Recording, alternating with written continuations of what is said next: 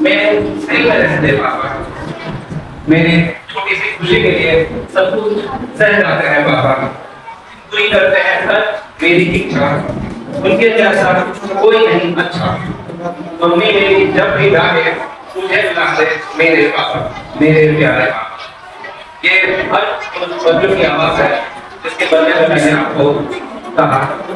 हर बच्चे आपसे यही शेयर करना चाहते हैं, अपने प्यारे पापा के प्रति यही बात बोलना चाहते हैं कि आप इसी तरीके से उन्हें उनका ख्याल रखते रहिए, उनको प्रेम देते रहिए, उनको आशीष देते रहिए और उन्हें आगे बढ़ने में मदद करते रहिए।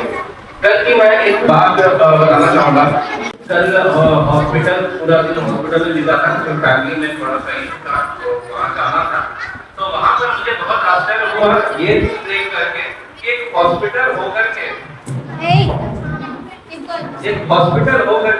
उसने प्रार्थना पर एक पूरा ये बना रखा था, बड़ा सा पोस्टर था, उसपे प्रार्थना के बारे में लिखा हुआ था और उसमें एक बहुत बेहतरीन बातें लिखी हुई थी कि कई बार जो चीज इलाज नहीं कर पाती है वो चीज भावना कर देती है, वो चीज प्रार्थना कर देती है।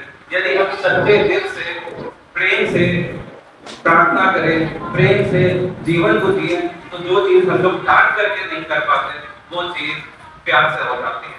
तो जैसे बच्चे आपको प्यार करते हैं, आप भी अपने बच्चे को प्यार करते हैं, पर कई बार हमसे कुछ भूल चूक हो जाती है, हम लोग कुछ जरूरत से ज्यादा डांट देते हैं। हम लोग यह सोचते हैं कि बच्चों का ख्याल रखने के लिए जरूरी है उसे डांटना, बिल्कुल जरूरी है डांटना, पर हम लोग कई बार इसकी आदत बना लेते हैं डांटने की। नतीजा क्या होता है, बच्चे ठीक हो जाते हैं। ये सच्चाई है कि बच्चे ठीक हो जाते हैं। अगर डांटने से असर होता है तो एक बार डांटने के बाद बच्चे को गलती नहीं करते, दोबारा डांटने की जरूरत नहीं पड़ती। लेकिन शक्ति है कि यदि एक बार दिल से बच्चे को प्यार से अपनी बातों को शेयर करें तो बच्चे वह समझते हैं। जैसे बच्चे अपने माता पिता से प्यार से मनवा लेते हैं, बस वैसे आप ही को अपना प्रेम आशीष बच्चे को देते रहिए। बहुत बहुत धन्यवाद।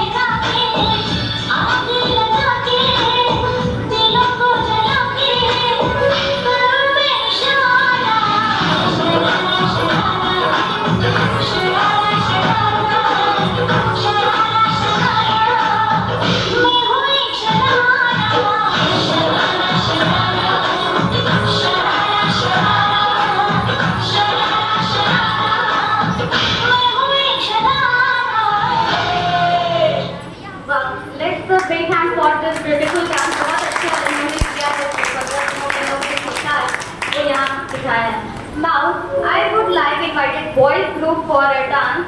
Please come.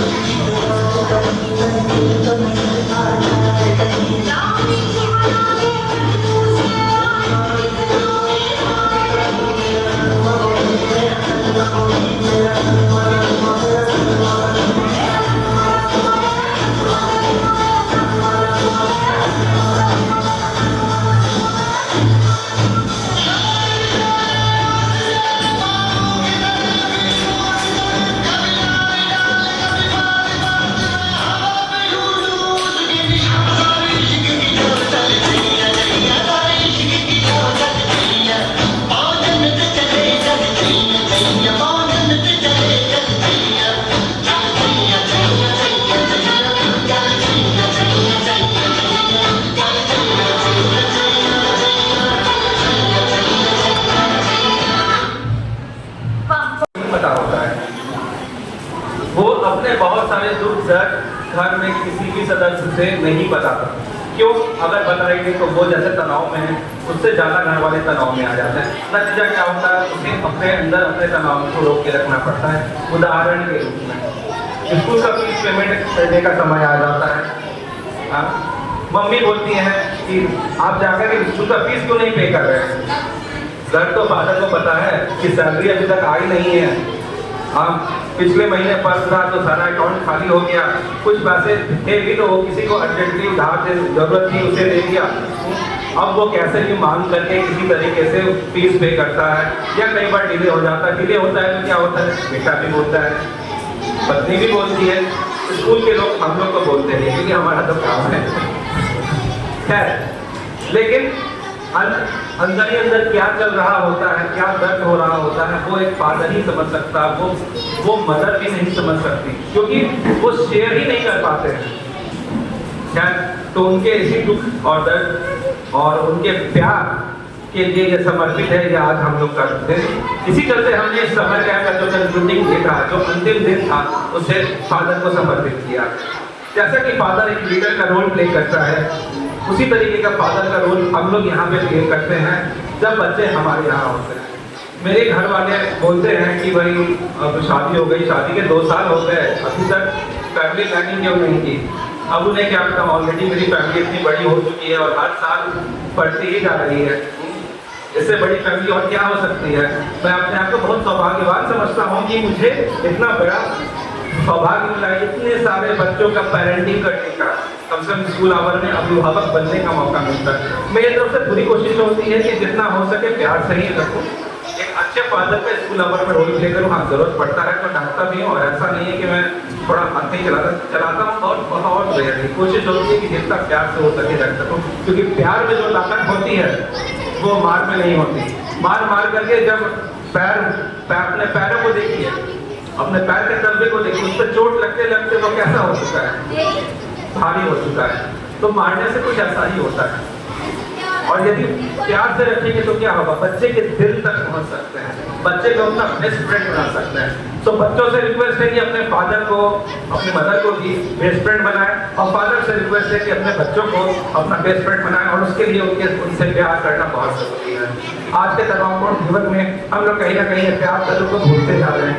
इसे भूलना नहीं है, इसे बढ़ाना है, और इसी मुहिम पे हम लोग काम भी कर रहे हैं। इस मुहिम के साथ हम लोग बहुत सारी मुहिम चला रहे हैं, जिसे हमने नाम दिया है आरबीओ रिवॉल्यूशन प्रोग्राम। आरबीओ रिवॉल्यूशन प्रोग्राम यानी आरबीओ रोजवेल ऑस्प्रिंग क्रांति कार्यक्रम। एक क्रांति के रूप में काम करना चाह रहे हैं। इसको लेकर के मैं छोटी सी बात बताना चाहूँगा। कुछ दिन पहले मैं पुणे गया हुआ था, पुणे से आ रहा था, तो ट्रेन से ही आना था, और ट्रेन जो है 12 घंटे लेट हो गई। ट्रेन में 2 दिन मुश्किल से 6-6 घंटे सोने का मौका मिला। ऐसा नहीं है कि मुझे परेशानी हो रही थी, मैं बहुत कंफर्टेबल था। 4-5 किताबें थी जो कि मैंने टारगेट ले रखी थी कि इसे तो आज कंप्लीट करके ही दम लेना है। और आप आश्चर्य मानिए, 150 पेजेस की किताबें थी, 4 किताबें आते समय 1.5 दिन में कंप्लीट हो पाया। क्यों हो पाया? क्योंकि इन बच्चों से प्यार है। मुझे पता है यहाँ पे आने के बाद पर्यटन से रिलेटेड जो किताबें हमको पढ़ने का मौका नहीं मिलता, मैंने उस ट्रेन को मौके के रूप में लिया, और वहाँ से उन किताबों को पढ़ करके जो सीख मिली, कोशिश ये होगी कि उसे भी इम्प्लीमेंट किया जा सके। उसी एक सीख में एक प्लान जो मैंने तैयार किया है वो है स्टडी टिप्स के रिगार्डिंग। जैसे कि पढ़ता तो सभी को ही है, सभी बच्चे पढ़ते हैं, लेकिन किसी को कम समझ में आता है, किसी को अधिक समझ में आता है। तो ऐसा क्या कर सकते हैं जो कम समझने वाला बच्चा भी एक लेवल पे आ जाए। दूसरी बात यह है कि कंपटीशन का जमाना है, और यदि बच्चे सिर्फ स्कूल के पढ़ाई तौर तरीके पे रह जाएंगे तो कंपटीशन नहीं कर सकता, ये सच्चाई है। कंपटीशन में मैथ सॉल्व करने का तरीका अलग होता है, कंपटीशन के जीके के क्वेश्चन अलग होते हैं, कंपटीशन में साइंस और मैथ्स का लेवल हाई होता है। उसके लिए हम लोग क्या कर सकते हैं? हम लोग सोचते हैं कि वो क्वेश्चन को सॉल्व करवा करके उसके लेवल को बढ़ा दिया जाए। ऐसा होता नहीं है। बच्चे की सोचने की कैपेसिटी को बढ़ाना है, उसकी सोचने की जो क्षमता है उसको उस लेवल तक ले जाना है कि बच्चा खुद से कर सके, और ये मुमकिन है। तो उसी प्रोग्राम के तहत हम लोग जो है ब्रेन डेवलपमेंट क्लासेस शनिवार को जो हमने सोचा था, अब गर्मी छुट्टी के बाद से उसको बिल्कुल सीरियसली स्टार्ट करने वाले हैं, और आप लोगों का सहयोग मुझे पता है मिलने ही वाला है। आपसे एक और सहयोग हम लोग ये चाहते हैं कि एक सरप्राइज गिफ्ट हम लोग दे रहे हैं, ठीक है। पैम्फलेट है और उसमें कुछ चीज़ें लिखी हुई हैं, वो आप पढ़िएगा तो आपको समझ में आ जाएगा वो क्या है। इस स्कूल के बारे में और भी लोगों को तक बात कैसे पहुंचे, इसमें हमें आपका सपोर्ट चाहिए और आप किस तरीके से कर सकते हैं वो आप देखिए, आप खुद समझदार हैं, ठीक है। और हाँ, स्कूल में किसी तरह की कोई कमी हो, कोई दिक्कत हो, कभी भी वैसा लगे तो हमारा प्लेटफॉर्म ओपन है। ऑनलाइन के जरिए आप इन्फॉर्मेशन दे सकते हैं, कंप्लेंट दर्ज करा सकते हैं, ऑफलाइन यहाँ पे आकर के कर सकते हैं। और यदि कहीं पर लग रहा है कि कोई बातों को ध्यान नहीं दे रहा है तो आप मेरे से भी बातचीत कर सकते हैं। सभी को क्लियरली बोला हुआ है कि यदि कोई मेरे से मिलना चाहे कंप्लेंट के रिगार्डिंग तो वो मिल सकता है, लेकिन मेरी एक छोटी सी शर्त है कि कंप्लेंट पहले आप बाहर करें, सदना मिस के पास कंप्लेंट पहुंचना चाहिए, ऐसा ना हो कि आप डायरेक्ट मेरे पास आ रहे हैं। हाँ, अब कुछ ऐसा कंप्लेंट आपको लगे कि जो है थोड़ा सा ऐसा है कि डायरेक्टली बता सकते हैं, थोड़े से पर्सनल चीज़ें हैं जो रिवील नहीं कर सकते, तो अगर आपको वैसा लगे तो आप सदना से अपॉइंटमेंट ले करके मेरे से बातचीत कर सकते हैं, ठीक है। तो आज के लिए आप लोग आए, उसके लिए बहुत बहुत धन्यवाद। इस कार्यक्रम को आप लोगों ने सफल बनाया, आप अभिभावकों ने, टीचर्स ने, मैनेजमेंट टीम ने, उसके लिए भी बहुत बहुत धन्यवाद। Thank you. शहर जगह ये नशा है कैसा, डूब जाने जैसा, जागी ख्वाहिशें हर जगह। गजब का है ये दिन, गजब का है ये दिन, गजब का है ये दिन, देखो जरा। गजब का है ये दिन, गजब का है ये दिन, गजब का है ये दिन, देखो जरा।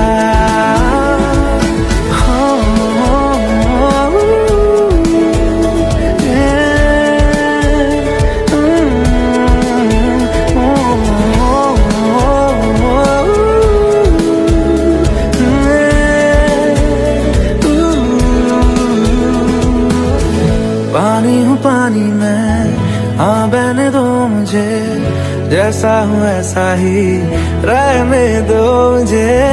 दुनिया की बंदिशों से मेरा नाता है कहाँ, रुकना ठहरना मुझको आता है कहाँ। ये समय कैसा, मुस्कुराने जैसा, तेरी बारिशें हर जगह। ये नशा कैसा, डूब जाने जैसा, जागी ख्वाहिशें हर जगह। गजब का है ये दिन, गजब का है।